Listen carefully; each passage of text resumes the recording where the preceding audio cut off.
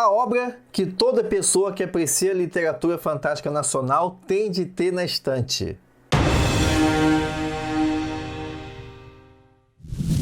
E aí, tudo fantástico com você? Eu já tinha postado aí na aba comunidade do canal Fantástico Cursos. Aliás, sempre fica a dica para você conferir as novidades, o que vai sair lá na aba comunidade do canal. Eu tinha colocado umas fotos da nova edição da Rainha do Ignoto pela Editora Wish, que contava também com o meu prefácio e o pós-fácio da pesquisadora Adriana Alberti. E aí eu como falei que quando saísse, quando chegasse, ia ter vídeo. E aí cá estamos nós. Chegou, tá aqui o belíssimo box. Eu nunca tiro o papelzinho para conservar mais, né? Coisa de pobre. E aí tá aqui a belíssima edição aqui da Emília, que conta com Emília Freitas, a Rainha do Ignoto, de 1899, e também a filha do rei de Elfland, de 1924, do grande Lord Dunsany. São obras de peso para a literatura fantástica e por conta disso mesmo eu vou fazer um vídeo para cada um. Primeiro eu vou falar aqui da Emília Freitas, da Rainha do Ignoto, até mesmo por ela ser mais desconhecida e o conhecimento dela é mais necessário para quem aprecia literatura fantástica no Brasil, tá? Depois eu vou fazer outro vídeo sobre o Lord Dunsany. E aí, desde já destacar aqui, como sempre, o belíssimo trabalho editorial da Editora Wish. Ver aqui, eu recebi por esse box, que já conta aqui com os mimos de sempre, né? Que a gente sempre faz o nosso coração ficar mais quentinho para quem gosta de literatura. Além, obviamente, dos dois livros, vem também os mimos aqui. Eita, acabei deixando cair aqui o imã de geladeira. Vem os marca-textos, né? Vem aqui um belíssimo Não Perturbe, aqui já customizado, lembrando da Rainha do Ignoto. Tem também outra marca-texto aqui do Lord Dunsany, além também de uns cards maneiros, irados, contando aqui da Emília Freitas e também do Lord Dunsany, beleza? E também o imãzinho aqui de geladeira da Editora Wish, que eu tinha deixado cair aqui, né? Então, como eu tinha comentado, né? Inclusive, lembrando, eu já fiz vídeo aqui da Emília Freitas, da Rainha do Ignoto, logo no início da série Fantástico BR, e lá os próprios comentários das pessoas já marcavam essa dificuldade de encontrar a obra, de ler a obra, ou muitos não conheciam, então por isso que eu já falo desde já, né? Você pode até eventualmente encontrar edições anteriores, edições mais ou menos recentes da Rainha do Ignoto, nos sebos da vida, mas é apenas aqui, nessa daqui, que você vai ver a importância dada, isso é refletido na qualidade editorial, no cuidado gráfico que a Editora Wish reserva a essa edição da Rainha do Ignoto.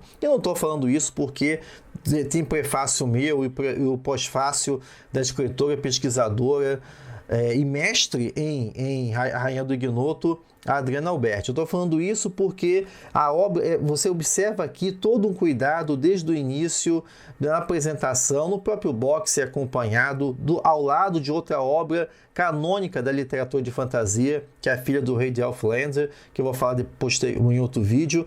Então, por essas razões, é que eu recomendo, vou deixar o link aí embaixo, conheça a Rainha do Ignoto, da Editora Wish, obra singular, uma pedra fundamental na literatura de fantasia e também de ficção científica de autoria feminina, né? Inclusive, aqui na capa eu falo assim, uma das primeiras autoras brasileiras de literatura fantástica.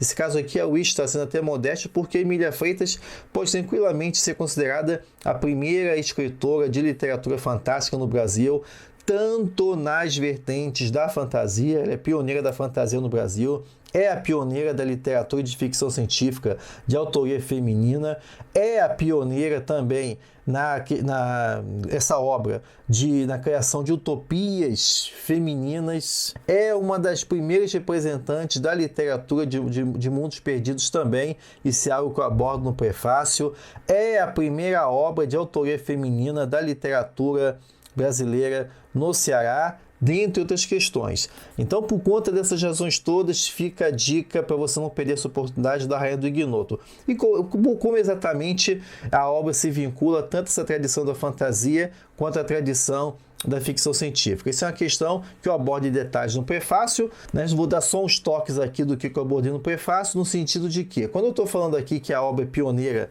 na questão da literatura de fantasia, é por conta de presença de diferentes elementos. Por exemplo, se você olhar aqui a sinopse, deixa eu ler aqui a sinopse que eu mesmo coloquei no prefácio, o que é que a gente tem? E pode deixar que eu não vou dar nenhum spoiler aqui. E o que é que temos na sinopse? A Rainha do Ignoto se inicia com a chegada de Edmundo ao povoado de Passagem das Pedras, interior do Ceará.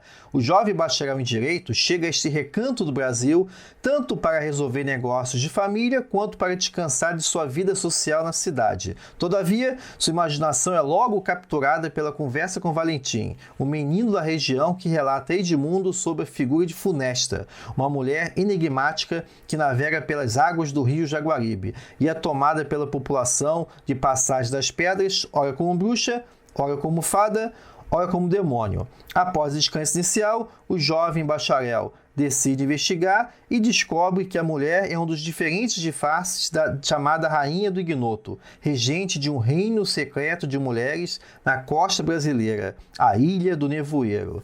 Então, aqui a gente está vendo nessa breve sinopse que a gente tem diferentes elementos que tangenciam tanto com a fantasia quanto com a ficção científica. No caso da fantasia, a própria menção, a descrição de Funesta e a apresentação dela ao longo da obra como uma fada já conecta ela com toda essa tradição da fantasia de mulheres fantásticas, damas de fadas, rainhas de fadas, muito apresentado, e daí até o diálogo com a obra do Dunsany, nesse sentido de mulheres místicas que faz essa vinculação do feminino com a natureza. Destaca também nesse ponto a própria relação da Funesta, a Rainha do Ignoto, com a questão da ilha. E a ilha sempre é simbolicamente conectada com o mundo à parte, um mundo que não é afetado pela corrupção do continente. Já fiz vídeo aqui no canal sobre isso, vou deixar marcado aí sobre o simbolismo da ilha, e que aparece na fantasia em diferentes obras. Vamos lembrar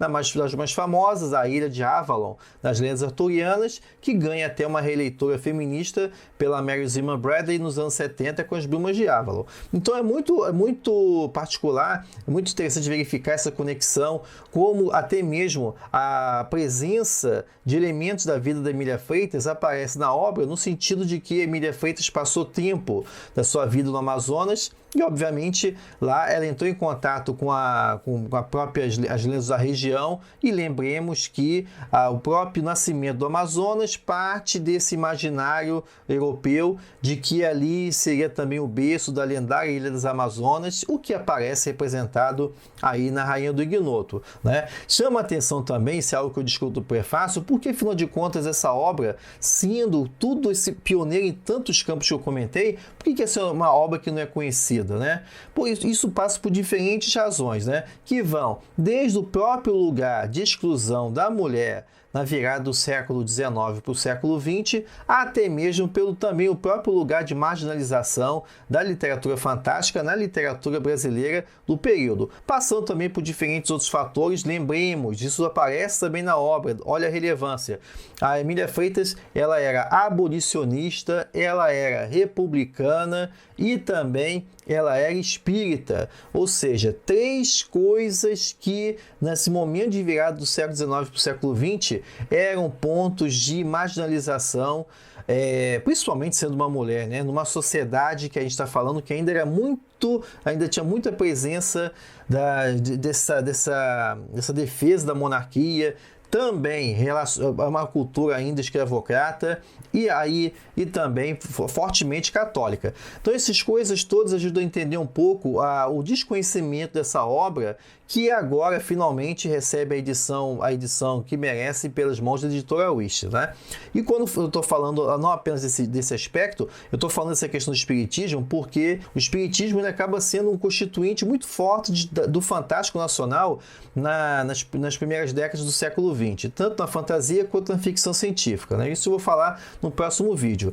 Mas no caso da ficção científica, como eu comentei, a obra também ela reflete muito elementos da chamada literatura de mundos perdidos, que é uma temática muito recorrente também, né, na segunda metade do século XIX, comecinho do século XX, que acabou atravessando também o cinema, King Kong é um exemplo desse, e também chegando na literatura pulp, né? Lembrando que no final do século XIX a gente tem grandes clássicos como As Minas do Rei Salomão, o She, do Harder Haggard, né? Um dos grandes nomes da literatura vitoriana, e esses elementos da literatura de Mundos Perdidos aparecem também ali na obra da Rainha do Ignoto, além também do fato das utopias femininas. Nesse aspecto é muito representativo que Emília Freitas não apenas é uma das pioneiras no Brasil, mas é pioneira no Brasil e também no mundo, né? As utopias literárias, as utopias femininas, ou seja, de mundos habitados por mulheres, vai ter seus primórdios, isso eu falo em detalhes no prefácio, lá no Mundo Resplandecente da Duquesa de Cavendish, mas que a gente vai ver um grande impulso nos anos 70 do século XX, já por diferentes escritores como Joanna Russ, dentre outros, né? Então, por conta de todos os elementos aqui, é muito representativo o lugar que a obra da Rainha do Ignoto ocupa na literatura, não apenas na literatura fantástica brasileira, mas na literatura fantástica como um todo, né? Lembrando também que, se você quiser alimentar essa roda do fantástico nacional, como a Emília Freitas, seguir essa tradição da Emília Freitas desde 1899, fica o convite para você conhecer o Como Criar Histórias que Vendem, que é um curso feito não para quem quer escrever, não é feito para quem quer escrever e publicar, ele é feito para quem quer escrever, publicar e ser lido e ser lida, né? Porque é preciso que o escritor e escritora nacional receba o reconhecimento e valorização que ele merece pelo tempo que ele investe em suas criações. Está o link aí embaixo, Como Criar Histórias que Vendem. Beleza? Então me diz aí se você está nessa, se você já recebeu seu box da Rainha do Ignoto, se você já teve a oportunidade de ler a Rainha do Ignoto, como é que você gostou da obra, não gostou da obra. Lembrando que, apesar de ser uma obra de 1899, não é um documento histórico, é um texto que flui obviamente dentro da perspectiva de uma narrativa do século XIX, mas é uma leitura saborosa que vai te prender de ponta a ponta, beleza? Então, gente, muito obrigado. Agradeço mais uma vez a editora Wish pela oportunidade, pela honra de escrever um prefácio de uma obra tão representativa do Fantástico Nacional. Vejo você no próximo vídeo. Até a próxima.